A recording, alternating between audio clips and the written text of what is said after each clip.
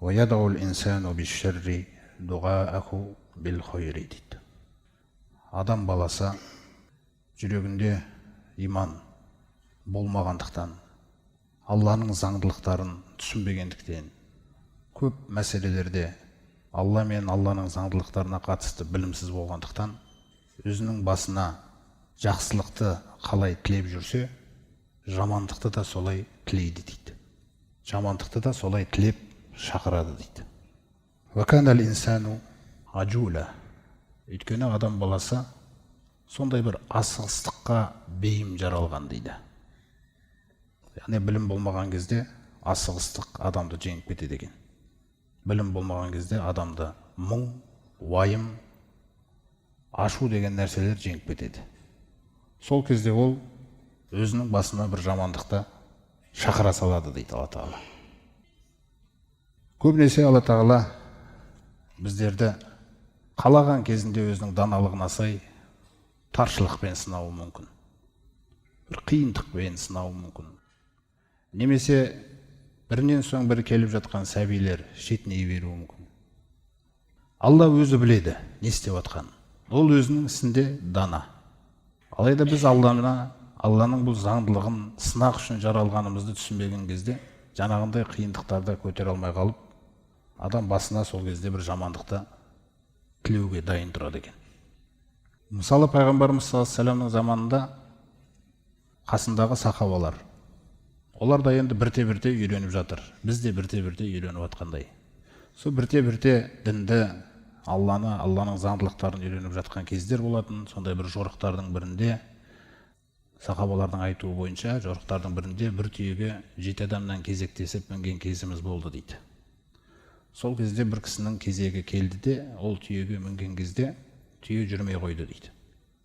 Сол түйенің жүрмей қойғанына да адам деген сондай әлсіз, мысалы бір күшті болуы мүмкін, ол біреумен күресетін болса жеңіп кетуі мүмкін. Бірақ Алланың оны бір көндіргісі келетін жағдай туғызғанда, сол жағдайға көніп жатқанын көтере алмайтын адамдар болады. Мысалы, келе жатып сүрініп қалғанына соны көтере алмай жылайтын адамдар болады да, сөйтіп жолды лағнет дейді ол, мысалы. Сондай нәрселер бар, мінездер. Сонда жаңағы сахабалардың біреуі сөйтіп жаңағы түйені лағнет деп жібереді. Өй, қарғыс атқыр деп, мысалы. Пайғамбарымыз саллаллаху алейхи вассалам естіп қалады да, кім ол түйесін қарғап атқан? Мен деп айтады. Түс андағы түйеден не үшін үстінде отырсың лағнет дегеннен кейін? Оған қарғыс айтып үстінде қалай отырсың дейді. Сосын сол жерде пайғамбарымыз саллаллаху алейхи вассалам айтады. Ла тадъу аля анфусикум. Ешқашан өздеріңе жамандық тілемеңдер. Ва ла тадъу аля хадамикум. Қол астыларындағы қызмет жасап жүрген адамдарға да жамандық тілемеңдер. Ва ла аля ауладикум. Балаларыңа да жамандық тілемеңдер. Ва ла аля амваликум. Сондай-ақ малдарыңа да жамандық тілемеңдер. Ла туафиқу мин Аллахи сағатан юссалу фиха атаан фаястаджиба лакум деп аяқтайды сол хадисін.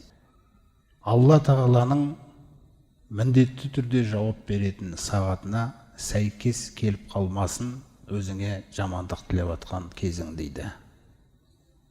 Фаиннал малаиката юамминуна аля ма тақулун. Шынымен де періштелер айтып жатқан сөздеріңе амин деп қалады дейді.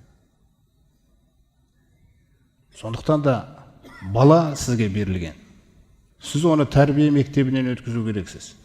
Оны тәрбиелеу жолында үлкен сабыр керек, үлкен рахымдылық керек. Ол сіз ойлағандай жұмыс емес ол. Сіз сол жұмыстың табиғатына сыну керексіз да. Егер сіз сынбасаңыз, ана бала сіздің ойыңыздағыдай болмай жатқанда, өй деп, бізде қаншама сөздер бар үйде. Қарапайым болып кеткен, мысалы қоғамда қарасаңыз. Мойның үзілгір деген сөз айтылады. Кәдімгідей айтылады ол. Дүкенге жіберіп бармай қалса, құрып кеткір деген сөз айтылып жатады. Неше түрлі сөздерді естіп жатырмыз адамдардан, мысалы. Келмеске кетсін деген сөздер айтылып жатады. Сол жаңа қыздарға да сондай нәрселер айтылып жатады. Дұрыс адамын таппағыр. Неше түрлі сөздер балаларға айтылып жатады. Ол бала тәрбие мектебіндегі бала ол. Сен баламен жұмыс жасай алмай жатқан кезде өзіңіз ойлаңыз да. Сондықтан да көлігіңіз жүрмей қалса, көрдіңіз ба? Көне алмайсыз. Көну деген ол бір қорлық. Сосын көлікке тіл тигізіп қана өзіңнің дәрежеңді көтересің. Итаяқ, құрып кеткір деп өзіңді көтересің да, оны түсіргің келеді. Енді өзіңді көтеру үшін біреуді түсірмейді ғой. Ол өзіңнің көлігің ғой. Аталы қалады, сынады. Неге ол көлік сіздің ойыңыздағыдай бола беру керек ол? Балада сіздің ойыңыздағыдай бола бермейді. Тәрбиеленіп жатқан нәрсе ол. Сондай-ақ қызметшілеріңе де жамандық тілемеңдер деп жатыр. Қызметші де ешқашан әрдайым жаңағы бір істерін кәміл қылып орындай бермейді. Яғни сіз жұмыс беруші болсаңыз, қарамағыңыздағы адам жұмыс істеп жатқан кезде міндетті түрде қателіктер кетеді. Сіз адамның қателесуіне мүмкіндік беру керексіз. Көліктің жүрмей қалуына мүмкіндік беру керексіз. Ол тек Аллада ғана қалаған нәрсесі болады. Біз сынақ үшін жаралғанбыз да. Сондықтан да сынақтардың кезінде жаңағындай дұғаларда айтудан пайғамбарымыз саллаллаху алейхи ва саллям тыйып жатыр. Өйткені жамандық шақыру бұл негізінде имансыздардың ісі. Өйткені пайғамбарымыз саллаллаху алейхи ва саллям оларға келіп, Алладан абайлаңдар, кешегі Самуд қауымы, Ат қауымының басына келген нәрселер кеп қалуы мүмкін бастарыңа. Сақ болыңдар, маған бойұсыныңдар, тыңдаңдар, мен Алланың елшісімін деген жанашыр сөздерін айтып жатқан кезде, сонда жаңағындай тәкаппар біреулері фәтина бима тағидуна ин кунта минас садиқин, егер рас айтушылардан болсаң, онда бізге сол уәде еткен азабыңды әкел. Қараңыз. Яғни тәкаппарлықтың сондай бір жаман көрінісі олардағы. Жақсылықтан гөрі жамандықты асығып тілейтіндігіне бір Әнфал сүресінде әдемі аят бар, солардың сөздері келтірілген сол жерде. Вақалу Аллахумма, олай деп айтқан сонда Мекке мүшриктерінің көсемдері, жаңағы Бәдірде күллісі құртылғандар, Меккелік кезеңде пайғамбарымыз саллаллаху алейхи ва саллям не деп айтты? Аллахумма деп тілеп жатыр кәдімгідей. Я Алламыз деп сыйынып жатыр. Я Алламыз, инкана хаза хуал хаққа мин индика. Егер де мына Мұхаммедтің сөйлеп жатқан нәрсесі шынымен де сенің қасыңнан келген ақиқат болса. Сөйлем әден басталды ма?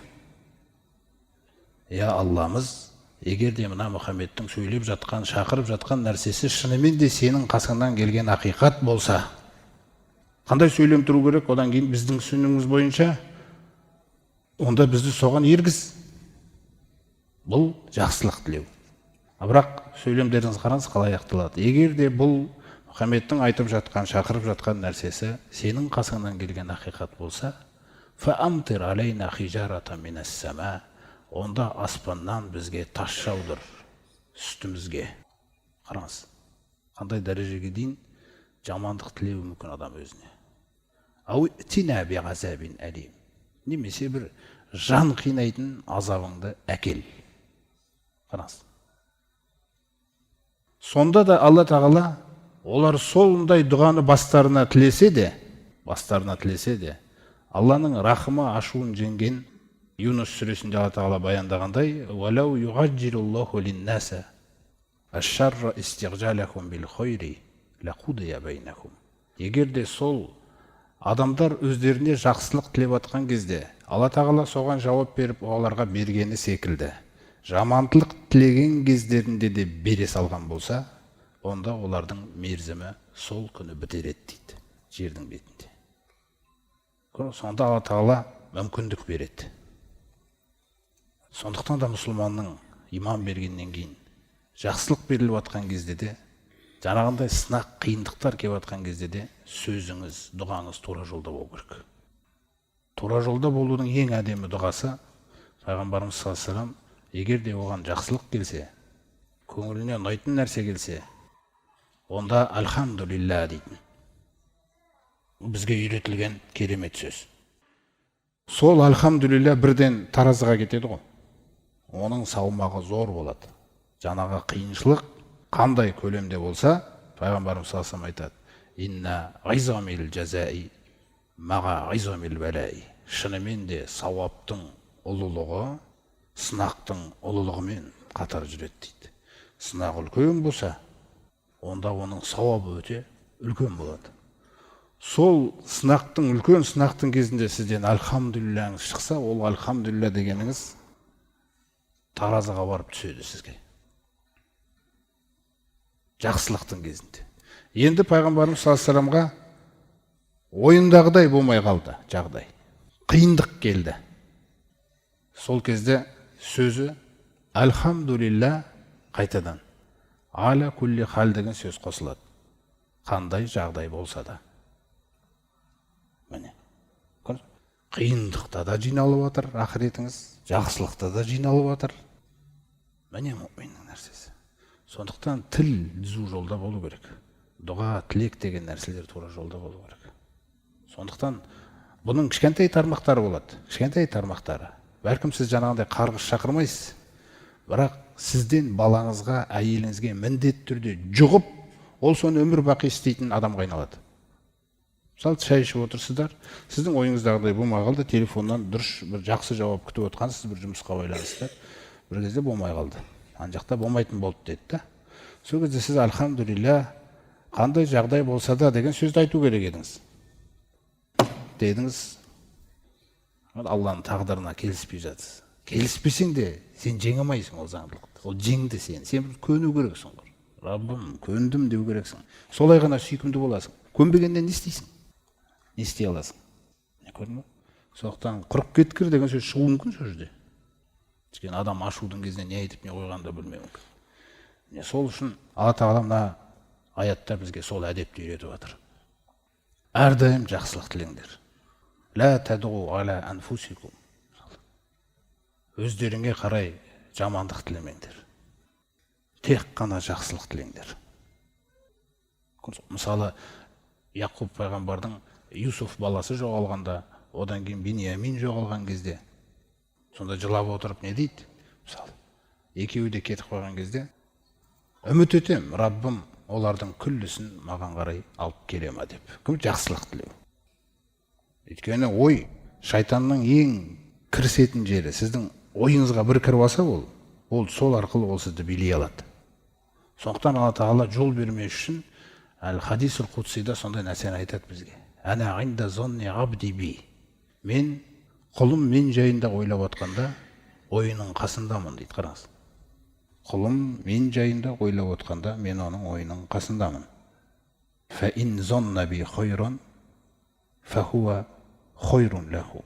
Егер мен жайында жақсы ойласа, өзіне жақсы болады дейді. Ва ин зонна суан. Егер де жамандық ойласа, мен жайында деген сөзді айтпайды. Өйткені жамандық, мен жайында ешкім жамандық ойлауға хақысы жоқ дейді. Жамандық ойласа, ол жаңағы шайтаннан келіп отқан нәрсе. Онда сол жамандығы өзіне дейді. Адам баласы асығыстық табиғатта жаралған. Қашан иман мен білім біргеді, асығыстық деген нәрсе сізге дос болмайды. Асығыстықтан құтқаратын нәрсе тек қана иман және білім. Білім дегенде осы кітап пайғамбардың сүннеті көзделіп отыр ғой бірінші орында. Міне осы екеуі сіздің жетекшіңіз болса, иншалла, асығыстық деген табиғат, ашу деген нәрселер бәрі өміріңізден қалыс қала береді. Қала береділер, жұмыс істемейді. Өйткені білім оның орнына жұмыс жасайды. Не үшін Алла тағала пайғамбарымызға уахиді түсіріп отқан кезде де, мысалы, бір сахаба келіп бір нәрсені сұрақ болса, сахабалардың айтуынша, сол кезде пайғамбарымыз жауап бермей үнсіз қалды дейді. Сосын біз білдік о кісіге уахи түсіп атқан деген осындай хадистер көп. Кім асықпайды, уахи келеді, жауап береді. Уахи деген білім, Алланың білімі түскен сол мәселелерге байланысты. Сондықтан да әрдайым білімге жүгінетін болсаңыз, асығыстық, ашу, ыза деген нәрселер сіздің өміріңізде орын ала алмайды. Өйткені күллі жаңағындай жаман сөзді де, жаман тілекті де, жаман ойды да әкелетін нәрселердің барлығы сол асығыстық. Ол шайтанға тән сипат.